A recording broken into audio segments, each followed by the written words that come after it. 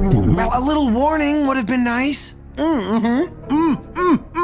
Well, to be honest, Hiccup, we figured out what was ruining our plans. It was you. Me? You, my friend, are a terrible actor. So, you made Snotlout attack me? Surprise is the word we prefer to use. We needed a real reaction from you. Boy, did we get one. Hey, Snotlout. That's my tooth. Unfortunately, we weren't expecting Thor's mighty hammer to meet Snotlout's paper jaw.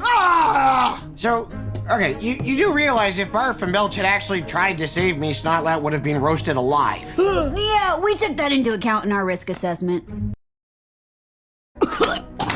Two?